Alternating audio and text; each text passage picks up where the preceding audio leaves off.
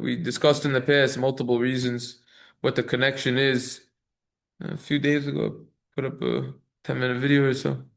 That was in the shir in shul at night. What's the connection between Shavuos and Bamidbar? Sefer Bamidbar, the parsha Bamidbar. What exactly is the connection between the two? So this is a new reason over here. Well, before we get to the main reason, Tosefos already says, actually, why is Bamidbar always lained near Shavuos? So Tosefos in Megillah on Lamed Aleph says that you want to separate from the curses of Bechukosai and Shavuos. So that's why you have Bamidbar first. Right? And on Shavuos we get judged for the fruit of the trees, and we want beracha, we want blessing on them. Rav Moshe Feinstein, that's all.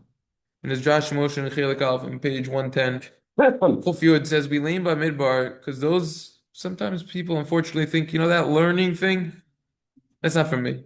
I'm a simple person. That learning thing, that's not for me. The message of Bamidbar is Torah is for everyone, mitzvahs are for everyone. What happened in Bamidbar? Counting. What does the Torah say? It says Su'u.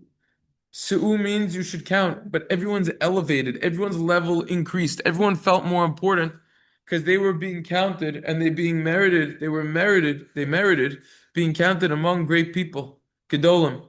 They said, wow, if this big person counts as one and I count as one, that means that I mean something. There was equality. Everyone has potential to become great. Right? The same applies to a minion. A minion, you could have the greatest person, he counts as one person. And you could just have a regular simple person, he counts as one person.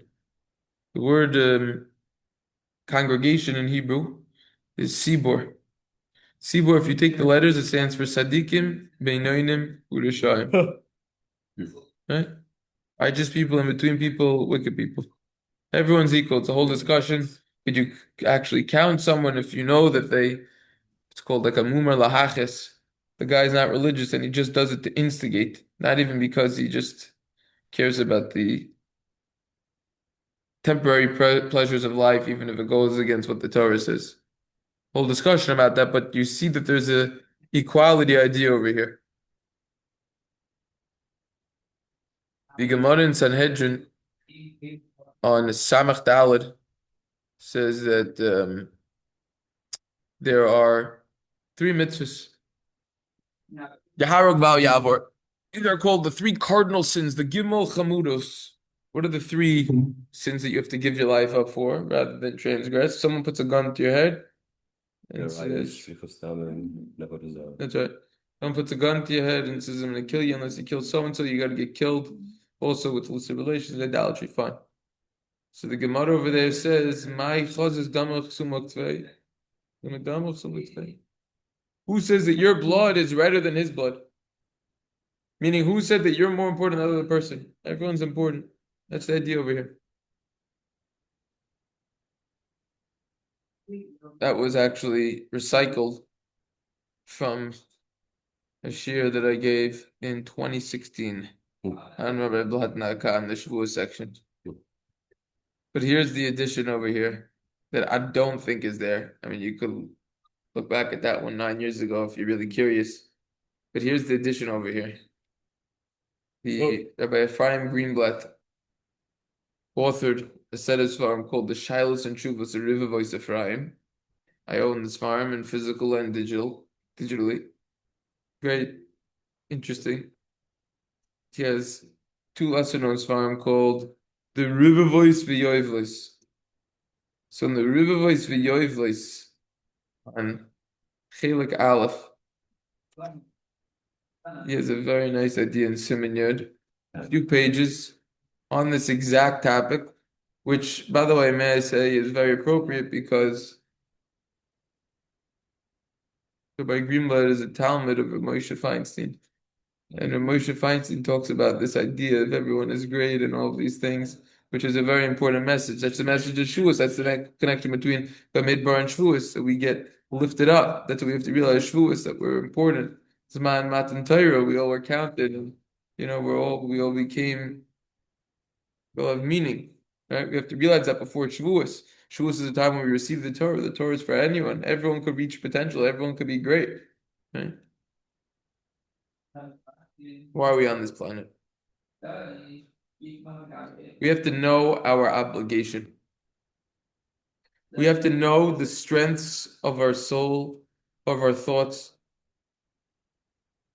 We have to try to bring people closer also, Torah and mitzvahs. How could we do that?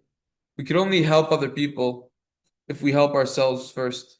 Like the Gemara says in Baba Metzia, "Kshut atzmecha v'acher kach kshut la'acherim."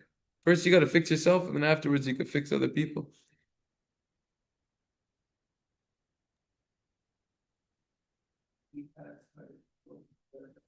We have to know our own value. The Gemara in Sanhedrin on Lamed Zayin Amud Aleph teaches us. They made songs out of this. Person's obligated to say, because of me, the world was created. Bishvili, bishvili nivra ha'olam. I'll leave that for the singers. Okay. The singers, they'll leave the Torah Kedosha for me. So, what's the idea over here? You have to say the world was created for yourself. A lot of explanations on this. There's billions of people in this world. And we need to feel that the entire world is spinning around and everything's revolving just because of us. Rashi explains, Choshev ani ka'olam malei. We're considered like a full mini world. And therefore, I'm not going to mess up and sin and cause the entire world to get lost because of me. In other words, Rashi over here is explaining that a person, with whether he does good acts or bad acts, could actually cause major ripple effects, whether positively or negatively in this world. You see the value that a person has. That's the idea over here. It was said by Shaul HaMelech, one of the mistakes that he made. Shmuel rebuked him when he didn't kill Agag. He's supposed to wipe out everyone from Amalek. And he said, you might be small in your own eyes, but you're the leader of the Jews. That's the idea over here. What's the explanation of the Gemara in Yuma Pei Zayin that says, "Kol hazakeh sarabim ein chet bo al yodo"? Anyone who brings merit to the masses, no sin will come to his hand. Why? It wouldn't be fair that the people who he brought merit to, his talmidim, students, that they now are going to be sitting in luxury in the next world, in Gan Eden, and he's going to be burning in Gehenna. That wouldn't be fair. That's why anyone who's mezakeh the rabbim, ein chet bo al yodo. You bring merit to the masses, no problem. You don't need to worry about the sins over there.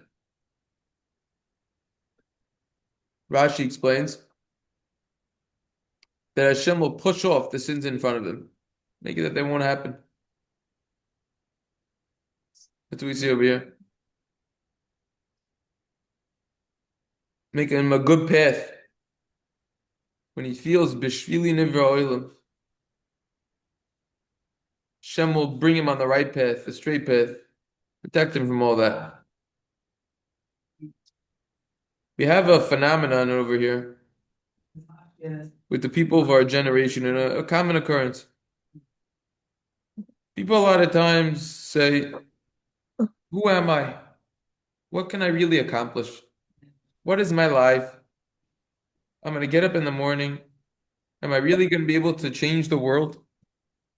What people think to themselves. Psychological deficiency. It's a mental issue.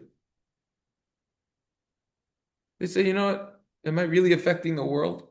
Everything in the world will continue going without me. There's so many details of this world, so many people who keep the thing in motion. What am I really adding over here? I'm just a small, simple Jew. I go to work. At the end of the day, I'll get paid weekly, bi-weekly, whatever it is.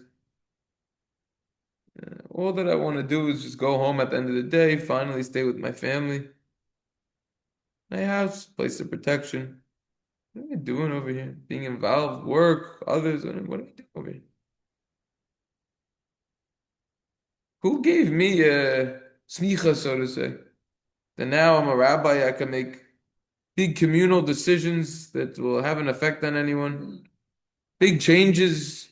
I'm not a leader in any way. What am I really doing? Just a simple person. Comes along the Gemara and Baba Metzia and Pei Vav, and the Gemara over there flips the bowl over on its mouth, so to say, and teaches us something incredible. The Gemara relates that Rebbe wanted to give smicha, to ordain Shmuel. Shmuel was a tremendous talmid chacham in the time of the Gemara and Amora, who was also a doctor. But at the end of the day, he was called Shmuel. They never called him rabbi. Every single time when the opportunity came to give the smicha, to make Shmuel rabbi, give him the test, in heaven, there was no heavenly assistance over there. It just didn't happen. There were always different reasons, and it just didn't work out. Let's continue discussing this. The Gemara in Rosh Hashanah, though, you know what it says about Shmuel and Daf Chaf Amud Beis? Shmuel, he said, I could fix the entire exile. What did Shmuel know over here? Shmuel, he was able to figure out when the time for all the holidays should be. Even if the messengers didn't come from Israel to inform them about when they saw the moon and when the month would be, and therefore there was no testimony about the moon, Shmuel still knew how to calculate it, even without the Riyah.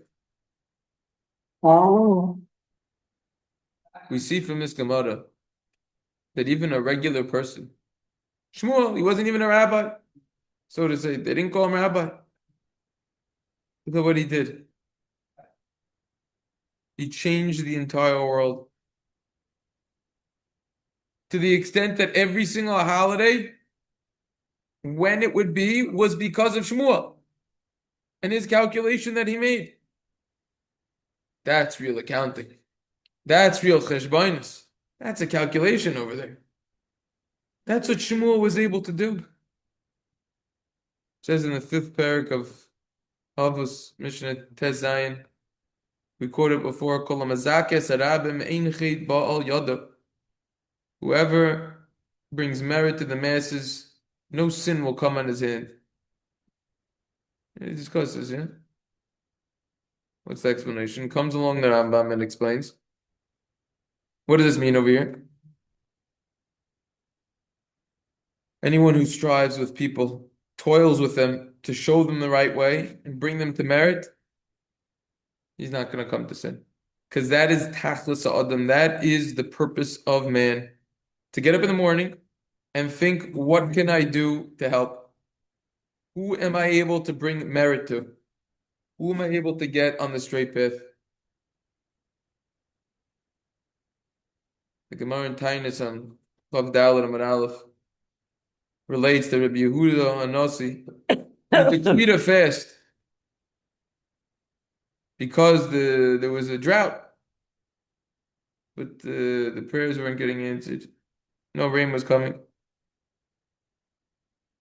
Rabbi Ilfa went and davened as chazan, and he said Shemona Esrei, and he said the words Mashiva Ruach. Boom! Suddenly, wind came out of nowhere. He continued. He said the words Morida Geshem. The rain started coming down. Rabbi said, "What's going on over here? How'd you do this? What'd you do today that you had the merit to get this to happen?" He said, "I'll tell you what happened. I was living in a remote village, very poor, very, very poor," as she explains. So we see over here the emphasis on the levels of poverty and the idea of poverty. He said, very poor. They didn't have any yayin. There was no wine for Kiddush or Havdalah. He said that he burdened himself and brought wine for Kiddush and Havdalah. And have fulfilled the obligation for Kiddush and Havdalah of the entire village from bringing the wine. From this Gemara, we see that when a person burdens himself and tries to help a lot of people to do good for them, he could change. He could change what happened from the time of the creation of the world, aka he has the ability to bring rain. Tremendous lesson, insight. Over there continues and says, the Rebbe one time was in a place, there was a famine, same story, they decreed a fast. Rain didn't come. Someone went and said, Mashiva Ruach, the wind started blowing. Morida Geshem, the rain started coming. So he said, what good deeds do you have over here that you caused this to happen? So he said, I teach children.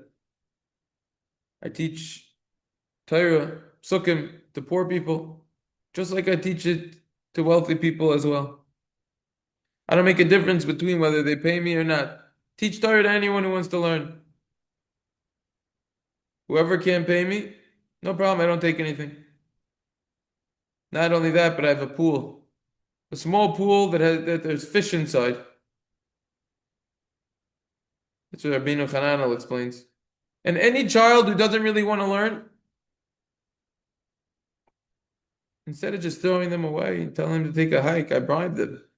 I say, take some fish. I appease them. Seems like fish was a delicacy over there. All right, I give them fish. Then they're happy to learn. So not only did he not request payment, but on the contrary, he even ate into his own pocket to cover the cost to support Torah. In the merit of this self-sacrifice, this Mesiras Nefesh, that's what caused his prayer to get answered when he prayed for the rain over here. Amazing idea. Person is investing all of his time and energies into helping other people. The Yerushalmi and Shevuos in Perek Gimel Halacha Zayin quotes Rabbi Shimon ben Lakish, who asked, Shaul, why did he merit being king? Because of his grandfather. He would light a candle for everyone else. So the Pnei Moshe explains it was because of that merit that he lit the candles his grandfather in alleyways.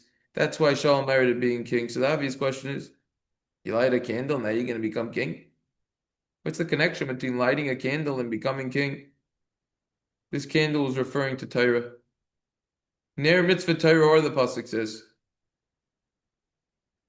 At the time when a person causes others have light, aka Torah, you teach others Torah, you share Torah with someone else, you teach them something in a dark area, he was dark, he didn't have any Torah. You show them the light and the true way, then you're going to merit a tremendous amount of blessing. Then your children are going to be leaders, kings, because someone like that Torah comes out of someone like that, for sure his children are going to go in the straight way. The Gemara Megillah on Tez Zayin Mabei says, "La Yehuda Ma'isar v'Simcha v'Som v'Yikar." The pasuk says, "Oira Zoy Torah." This light is referring to Torah. Similarly, the pasuk says, "Kiner Mitzvah Torah." Or that's the light that we're talking about. That Shaul's grandfather, that he lit up for people in the alleyway, so to say. The Gemara in Baba Basra on Daf Tes says, "Amar Rabbi Elazar Gadol Hamaasa Yirsim Enois." It's better to get someone to give tzedakah than give tzedakah yourself. Some explain because you get more people involved over here. That's one idea over here. That's the idea over here. You're changing other people. Qualitatively, quantitatively, that's the greatest thing you could do. Help others. Gemara in Sanhedrin and Sadi Tes quotes, relates that Rabbi Avohu says, you get someone else to do a mitzvah, it's as if you created him.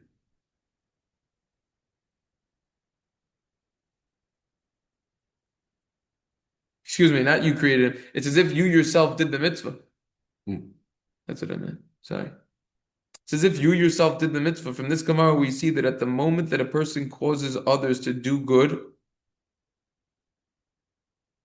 a person shouldn't think, oh, if I'm teaching others, I could learn more in depth. It's a waste of my time. No.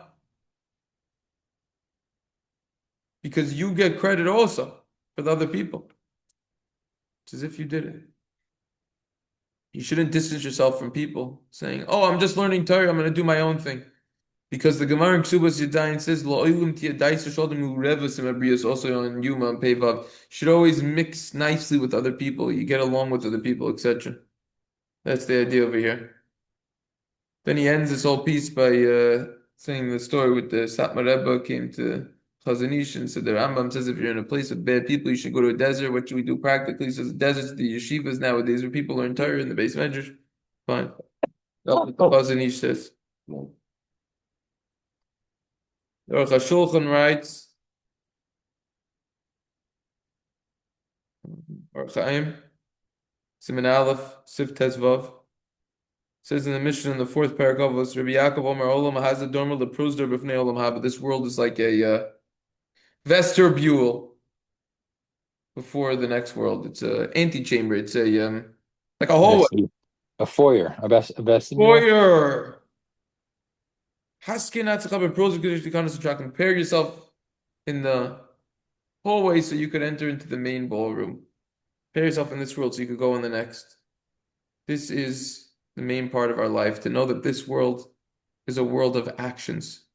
We have to do something in this world positive, make it a better place. Next world is the place where we will get paid. This world is a mere gate to go to the next world.